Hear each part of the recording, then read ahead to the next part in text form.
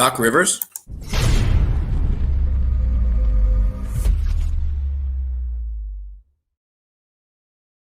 Welcome in, everyone, to another edition of the More Than Philly Sports Talk Show. It's great to be here with all of you. It's 12 o'clock here Thursday, October 1st, 2020. It's great to be joined alongside my co-host, Gavin Toney. It was an interesting night all around for basketball, especially, whether it be with the Sixers, whether it be with the NBA Finals. Also got some NFL news, some relatively breaking news about the Titans-Steelers game, and some possible alternatives coming up here. We'll be talking about that. And then finally talking about the infamous Thursday night football game between the Denver Broncos and the New York Jets. Gavin, first of all, how are you doing today? I am not happy today from a sports-wise because last night, Zach, there's a reason why I don't like watching Lakers games, and I'm going to get into it a little bit later. But as a person perspective, I woke up this morning. I'm great. I'm happy. I'm feeling a lot better. Still have a cough, but, hey, it's a change of weather, ladies and gentlemen. Zach, we had a great lunch yesterday. How you doing? I'm all right. Yeah, for sure. We had a great lunch yesterday. Fun time, as always, going out. Other than that, it was nice to get out, nice to go eat. Gavin was impressed that I had some wings yesterday. They were pretty good. That's shocking. Zach doesn't eat wings. I never seen. I do. I don't know what you're talking about there. I've never seen you do it. Sometimes you gotta get them when you're at a good restaurant. But we are going to start off today with a recap of Game 1 of the NBA Finals. It was, for the most part, solidified control by the Lakers. A lot of people are already counting the Heat. I'm not personally going to do that. I'll get to my opinion in a minute. I'm going to let Gavin kind of kick it off. But the score does not do justice to how much dominance the Lakers had in that entire game, whether it be Kentavious Caldwell-Pope knocking down shots, Rajon Rondo creating opportunities. Anthony Davis played well. Unfortunately, some injuries on the Heat side, including Jimmy Butler, Bam Adebayo, and Goran Dragic. More information to come out today on two of those guys. Dragic information already came out. It's not looking so good. But, Gavin, I'll let you start off and kind of recap here the first game of the NBA Finals. Well, Zach, I felt like I was watching a game of crybabies. And the reason why I say that, ladies and gentlemen, is every time the Lakers were fouled or they thought they were fouled, it was an explanation. And it was a lot of crybabying.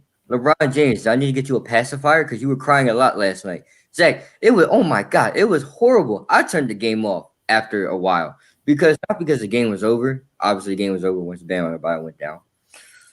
But I turned it off because I was disgusted on the act of just the complaining done by a lot on the Lakers side. And not saying that the Heat didn't complain. I know, obviously, it's the NBA Finals. You're going to want to state your case.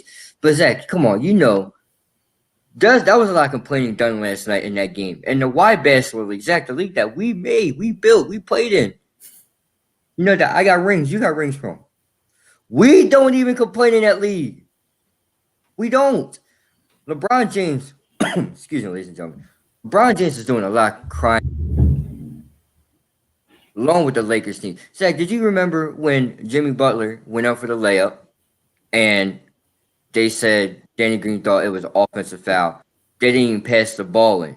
They didn't pass the ball to Jimmy Butler. Jimmy Butler was like, come on, give me the ball. Give Jimmy the ball. Stop complaining.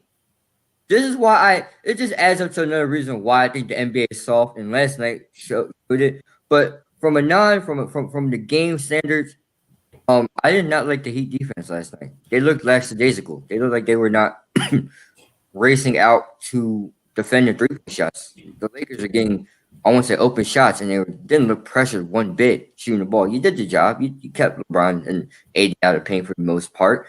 But when it came to closing out on threes, they didn't do it that well. The Lakers had a great three-point shooting night last night. Injuries were the meta for both sides. Neither team looked good. Rondo, you had Kentavious Caldwell-Pope for a little bit. You got Bam. You had Jimmy Butler. The list goes on and on. So, Zach, my question for you is what the hell happened last night? Because it looked like everybody was out of shape and tired and hurt. I'll keep it simple. The Heat run zone defense, and last night by itself, the Lakers were shooting really well, and Eric Spoelstra did not leave it until it was too late, the zone defense. And look, the Lakers, Danny Green, Kentavious Caldwell-Pope, if you're going to lose, I'd rather lose from those two than lose by LeBron and AD because it's not going to happen every night. All right, Pope is not going to shoot as well as he does. He gets cold some games.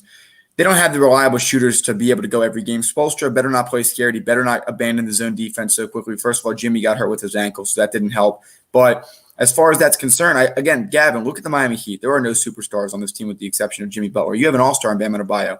They're a great team. They're great coached, and they play with heart, and that's why they're here. But this might be their last stop. Honestly, this might be where they play a team where, all right, Heat, you might actually need to go out and get a superstar now. You might actually need to get another piece. And Jimmy Butler doesn't want that. He doesn't want to have to share the light because he's done a great job this year. Unfortunately, right now, I mean, the Lakers are just a better team, in my opinion. However, the Heat are going to win some games, and here's why. If they stick to their zone defense, the Lakers will struggle shooting in some games. And honestly, there's going to be a game or two, Gavin, where the Lakers look lost. But Of course. I have confidence that the Lakers are going to have 4 good shooting nights, and that's all they need to win this series.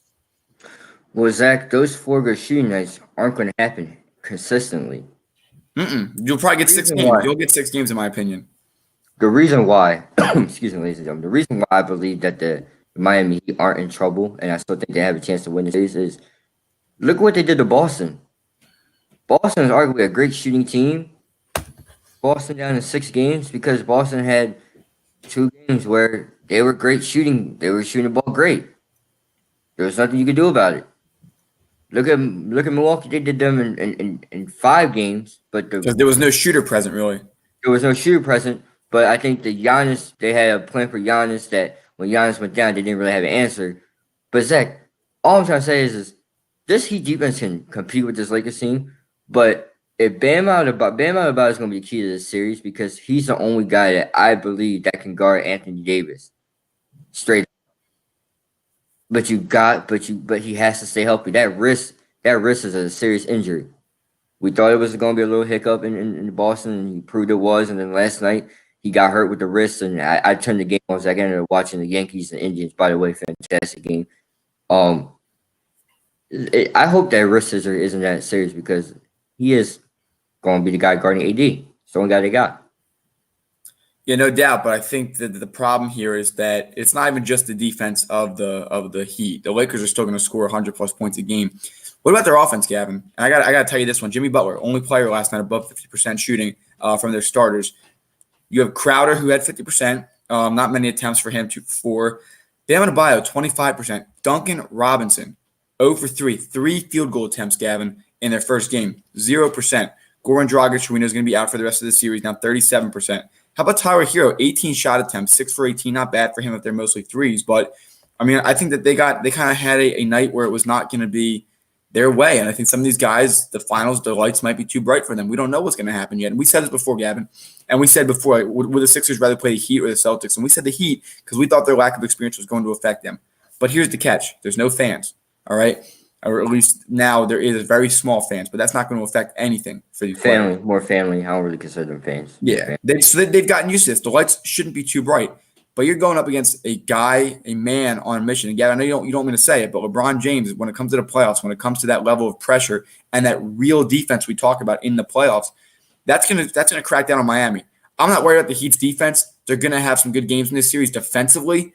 But what about their offense? Jimmy Butler is going to need to drop 40, in my opinion. He's going to need to do that. Tyler Hero is going to have really good nights. Duncan Robinson is not going to have 0% field goal shooting every night. But these are some concerns for them. And why not have concerns?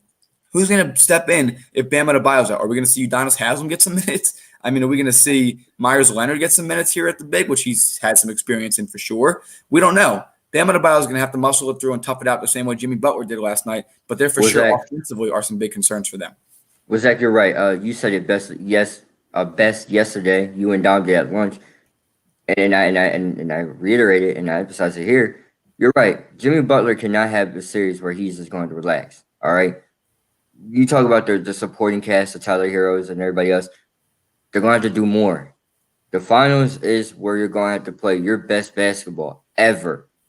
And when I mean your best basketball ever, I'm talking like you're going to have to play basketball like you never played before. You're going to have to play harder. The reason I'm not worried about this Heat team is we talk about can they answer to the lights.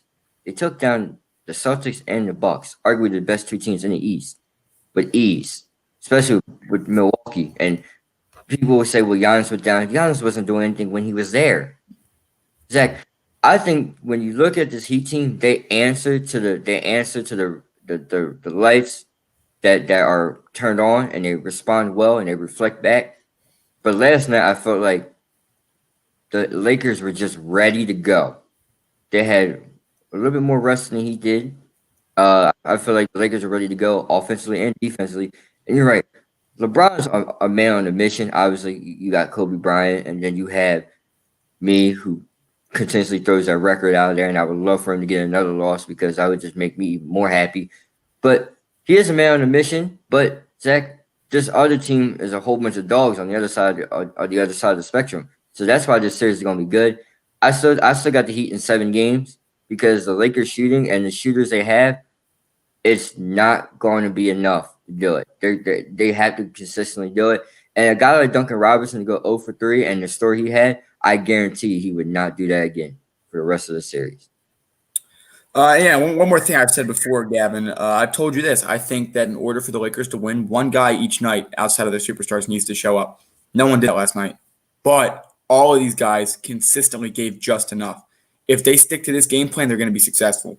Kyle Kuzma, 1 for 7. It's not going to happen every night. Rondo, 2 for 7. It's not going to happen every night. Caldwell Pope was only 3 for 10, Gavin. LeBron 11 for 20. Oh, sorry. Davis 11 for 21. LeBron 9 for 17. Honestly, it's still in the Lakers' favor. I don't want to count the Heat out because I don't want to be disrespectful. But this was a really good outing for the Lakers, and they have a lot of backup plans, even if the next game doesn't go exactly how this past one did. Well, they're going to obviously shoot better, Zach. That's not the worst, but they got it done. They played unselfish basketball. There was a play where Kyle Kuzma was driving the lane and the Heat defenders are closing to him and he hits a cutting AD. That's unselfish basketball. That's going to win you a championship, obviously. So when you got guys, regardless on how they're shooting, they're playing unselfishly. Frank Vogel did a great job of Zach. I remember telling you this last year. I was like, look at this team. There's nothing on this team outside AD and LeBron to like about. And it's I must be wrong because it's an unselfish play they have. That's all they have outside of those two stars is giving the ball up and when it comes to the Heat, the defense, you just gotta be better. That's what you're known for. You're known for these bad boys that have the zone defense. It looked really lackadaisical yesterday, Zach. It really looked lackadaisical. You gotta do better. The Lakers aren't gonna shoot the ball, right? The Lakers aren't the best shooting team. All right, this is not the Warriors. This is not a 3-point shooting team, but if you can make them miss their threes, and they will miss threes, Zach, they're going to miss their shots, but you got to be able to score on the other end. Someone has to step up with Jimmy Butler. Jimmy Butler's going to do more. I agree, and without a doubt, we'll continue the NBA Finals coverage going into the weekend, possibly do something this weekend, Gavin. We'll talk about that here off the show. We'll figure out some ways to provide some cool content. With that being said, coming up next, have the Sixers found their head coach? A lot of exciting stuff to cover as we break down the future of our Philadelphia 76ers. We are now offering a new product on our Teespring. Wear a mask in public. We are now supporting a custom-designed mask with our logo on it. Purchase it today, and 10% goes to a foundation of our viewers' choice. It offers a full nose and mouth coverage, single-sided print, includes 2 2-inch elastic ear loops, non-medical grade product, and finally, $1 from every mask sale is donated to a nonprofit to feed children in need. Enjoy today's episode. I'm going to be honest with you, Gavin. Out of the past few weeks we've had in Philadelphia, this might be some of the best news we've had in a while. I'm happy right now. I'm really happy because it seems like the talks with Doc Rivers went really well. And I know that we can go back on our clips a few weeks ago talking about whether or not Doc Rivers is overrated. But bottom line, he's better than Brett Brown, that's for sure. Bottom line, he has a ring as a head coach. Bottom line is he's had a lot of good talent, has led a lot of guys moving forward. I do want to read here just a quick thing from 94.1 WIP, Gavin, before we get into it.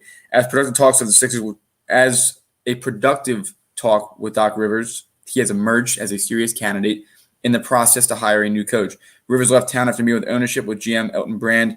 However, Mike D'Antoni also remains as a candidate in search. So it seems like right now, Gavin, those were our last two. Tyronn Lue, unfortunately, as much as we've liked him and possibly said he'd be a good fit here in Philly, at least you've been very happy to possibly have him. I'd be okay with it as well. It looks like we're down to Doc Rivers and Mike D'Antoni. Different systems for both of them. If you bring Mike D'Antoni, one of your bigs is going, in my opinion, you're going to have to go and get some more shooters. If Doc Rivers comes in, heck, I think that he can really reinvent this offense and make this team work.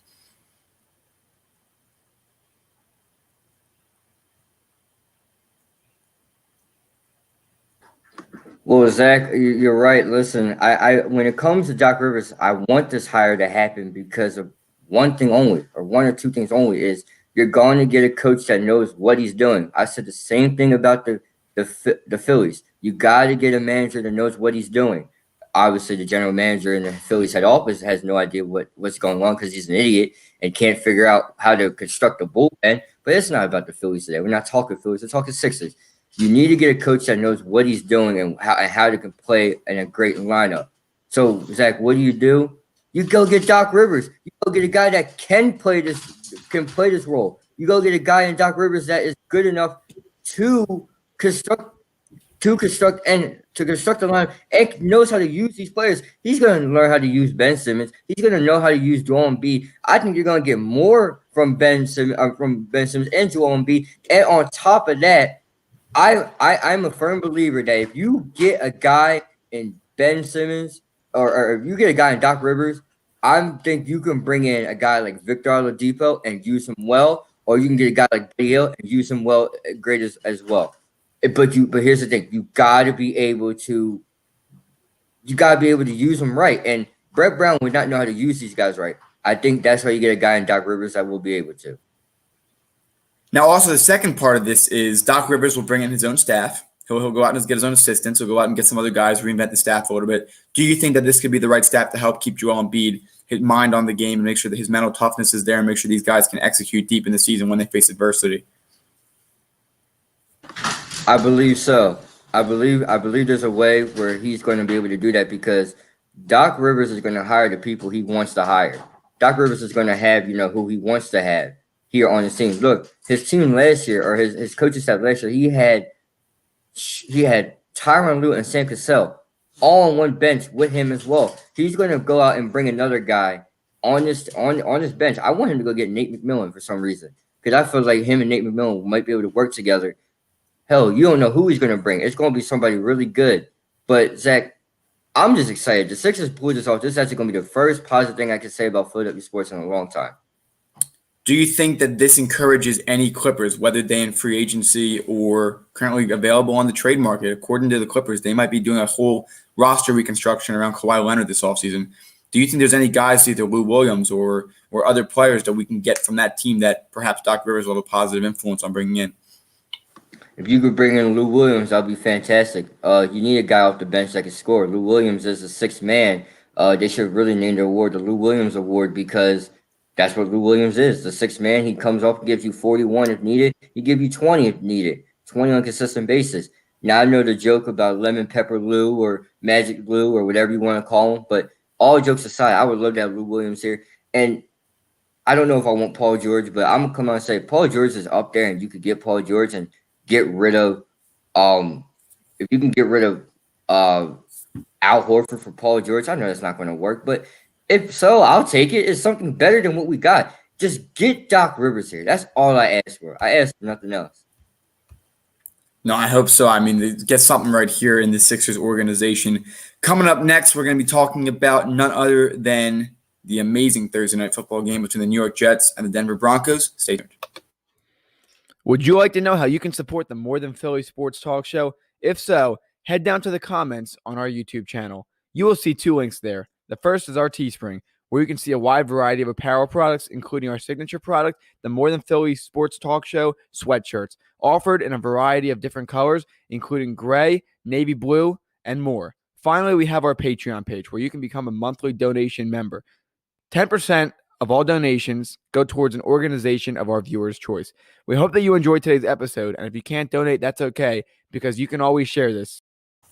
Welcome back here on the More Than Philly Sports Talk Show. October 1st, time's flying, man. We're in our fourth month here, counting June, so it's absolutely awesome. This month, we're going to be donating towards breast cancer awareness. We're going to be looking to locate a specific organization for this month, so make sure you stay tuned for that. Again, last month was childhood cancer awareness, and moving to next month, we'll continue some research, see what we can do to help contribute. And as, again, coronavirus is still here, very much so, make sure you wear a mask.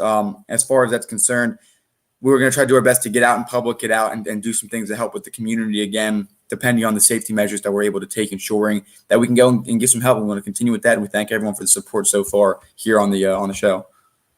Well, we wouldn't be here without you guys. Honestly, just the love and support from you guys has been fantastic. For two guys that didn't think the show was going to be where it is, 4 months ago, we just kind of started as one of those things like, let's just give it a try. One of those, you get one chance, let's try it. And been great, and I'm excited to continue to keep working forward. And if you have any idea or any great spots for us where you think we should donate, let us know. We're always looking forward to donating to new spots. Or if you think this would be a great organization, we're always want to listen into. Just talk to me, Zach, or Matt, any one of us. Yeah, without a doubt, we appreciate it all so far. Other than that, the reason I laugh, I didn't even have the effort to put in typing all Thursday Night Football because it's a disgrace what's going on right now. Whoever's in charge of putting these games together needs to be fired real quick. And we're sounding like Philadelphia sports fans calling for the termination of anyone that we don't agree with. But in our reality here, Gavin, Thursday Night Football. I have the Broncos defense tonight. Someone let me know in the comments if that's a bad decision before tonight. But they're playing the New York Jets. The Jets have nothing. Bad O-line. Quarterback play has been subpar. Made one good throw last week. Everyone's freaking out about it because it doesn't get the coverage it deserves. Le'Veon Bell's on IR. Defense is horrible. You let Jamal Adams lead. Your coach is dumb. No offense, Adam Gase, or maybe so. I don't want to be mean to people. But I got to be honest with you, Gavin. I'm not excited for this game tonight. I'm not even excited for the Eagles Sunday. But getting back to Thursday Night Football. It is football. There is fantasy implications for some people. What are you looking forward to tonight? Well, Zach, first of all, I want to go back. You ever heard of Midas touch? Everything he used to touch turns to gold, or everything Adam Gase touches turns to garbage because everything he contaminates everything that he just does. Listen, going to tonight's game, I'm just looking for something to look into. I'm not even going to watch it, Zach. This playoff baseball, the Dodgers are on at 10 tonight. Watch that, ladies and gentlemen. Don't watch this. But, Zach, there's nothing to worry about this Jets team to like. Now, on the other hand, Drew Lock is out for the Denver, and Jerry Judy's a little banged up right now. No Von Miller for this year. Excuse me. So, it kind of takes the fun out of this. Fun out of this matchup. It takes a lot of things out of this matchup. It takes this matchup out completely. But Zach, when it comes to the Jets and the Broncos are the only team I feel like that has a chance on going up after the past this year. The Jets, on the other hand, you have a lot of question marks. Your best player bullied his way out. Jamal Adams, I'd say, I don't want to be here. And he consistently throws shots at you. Le'Veon Bell, ladies and gentlemen, why the hell did you even go there? You should have stayed where you were. Even said he told Jamal Adams, like, imagine this guy telling me to come here how great it is and then him leaving because it's horrible. He got bamboozled. We want to talk about that, or Gavin. You want to talk about false advertising. That's false advertising to its the definition. But Zach, I gotta ask you because you're Adam Gase, you're anti-Adam Gase, and so am I. What can the Jets do to get rid of Adam Gase? Do you think does it start with because we always talk about Doug Pearson and Carson Wentz? Whose fault is it here that Sam Darnold is not improving and arguably looks worse than what he did a couple years ago? Bad coaching staff and bad O-line. Pretty simple. They lost Robbie Anderson in free agency. You replaced him with Denzel Mims, who hasn't really been productive yet. I wish the Eagles would have drafted him. He was there in the second round for us as well. But he's from Baylor as well, in the Big 12 wide receiver. As far as it's concerned for Adam Gase, I don't have much issue as far as the coaching. I haven't paid attention to the coaching. I pay attention to what he says to his players. I pay attention to what he talks, how he talks. He talks, he speaks softly and carry a big stick, as Theodore Roosevelt said. This man does the opposite. He speaks and carries nothing. He has nothing to his name besides Peyton Manning, and I barely would give him credit for that anyways, but he was just in the right place, right time. But in Miami, Kenyon Drake, Devontae Parker, Ryan Tannehill. No one knew who any of them were. Ryan Tannehill goes to Tennessee, gets paid, goes to the AFC Championship, whether with or without Derrick Henry. Tannehill looks good without Henry, and they're 3-0. So that's number one. Number two, Kenyon Drake goes to Arizona. He looks really good so far. And number three, Gavin, you talk about Devontae Parker's development, staying in Miami with the same team with arguably a worse quarterback than Tannehill without Adam Gase there. Brian Flores is there. These guys are playing for this man to win. Adam Gase is a bad locker room person. He lacks emotional intelligence. His play calling is subpar. And honestly, his development in his players has been poor. And obviously, his front office control is too much because you lost Jamal Adams. You brought in Le'Veon Bell. Congratulations. Now he's on IR, unfortunately. He has not looked good at all in either of the years that he's been there. And finally, guys like Robbie Anderson, why would they not want to stay with a culture if it's that bad? He went to Carolina. Carolina's nothing special. It's a smaller market than New York. I mean, no one really likes the Jets anyway. There's like 2 or 3 fans that I've known personally versus like 30 or 40 Giants fans I know. But the Jets, as if they weren't already a disaster of an organization, as if they already didn't have their problems since Rex Ryan left and that whole thing went down with the butt fumble. Ever since that happened, they've been downhill. They've been trying to get uphill, but they just haven't been able to succeed. Well, the year with Todd Bowles when they went 10-6 and missed the playoffs because that's how good the AFC East was the one year, Zach. That was the year with Tyrod Taylor and Sammy Watkins and LaShawn McCoy in Buffalo, and then obviously Tom Brady in New England. Todd Bowles actually had the team on the up and coming with Ryan Fitzpatrick, to say it crazily enough. Ryan Fitzpatrick, and he had Darrelle Revis back there, and haven't been good ever since the 2016, 2017? Or 2015, maybe 2014. Yeah, one of those 2 years. But this team is a dumpster fire, and it must be something in New York. The Mets, the Knicks, don't get me started, and the Jets. I guess you can throw the Giants in there too, but Giants are not looking so good right now. The Giants are another thing. But it's time for you got to clean house. But you got to go from top to bottom. You got to go from top to bottom because whatever you're doing is not working, and it hasn't worked at all. It hasn't worked not one bit at all. Not even 1 second. It's like, I don't know. I can't even worry about the Jets because we're 0-2-1. We're 0-2-1. So we got bigger problems to worry about than some garbage game. But anyway, Zach, I got Broncos tonight. I'll take the Broncos too, and I say Sam Darnold throws 2 picks. I say Sam Darnold throws 3.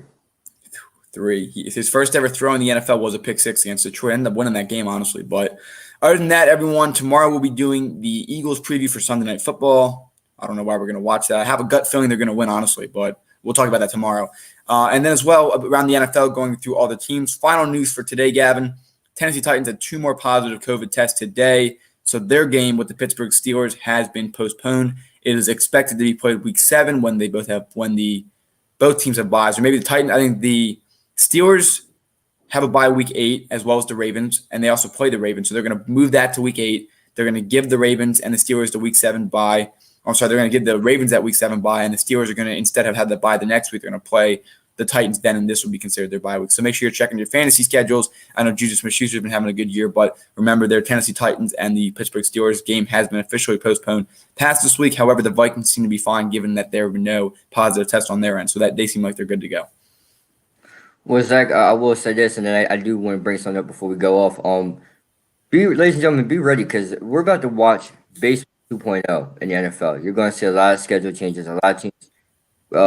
My dad mentioned to me today what about they just did on the fly, like bye weeks. You just get rid of if you have no positive COVID tests or anything, you play a regular 16 games, but your bye week is unsure of. Because that might happen. You never know when your bye week. The Eagles' bye week could be next week. All we know. We don't know. It could be. We don't know. But that's the risk of not playing in a bubble. You're in a full contact sport. That's why it was a little bit surprising in baseball. Not really too much cross contamination. No cross team spread in the MLB thus far. And Zach, my last point before we go. Did you see the last night's game? Yankees and Indians? What a game. Gio Urshela with a grand slam. Giancarlo Stanton goes deep. And Gary Sanchez. For those who may not know, that game, they lost. The Indians lost by 1, ultimately losing, sending the Indians home. But, Zach, that was a fantastic playoff game. Only if fans are there, it would have been even better. And now they play Tampa Monday, which is going to be exciting. Yankees and the Rays. You're going to do really great coverage on that one because that's going to be a hot one. Yeah, next week we'll be picking up on MLB coverage a lot more. We're going to have to try to get some more hour shows in because we got a lot to cover. But with that being said, everyone, thank you so much for joining us. Tomorrow we'll be figuring out what we can do for some weekend shows, whether an Eagles preview or Finals preview as well. They both play Sunday night, 7:30 for the Lakers and the Heat for Game 2.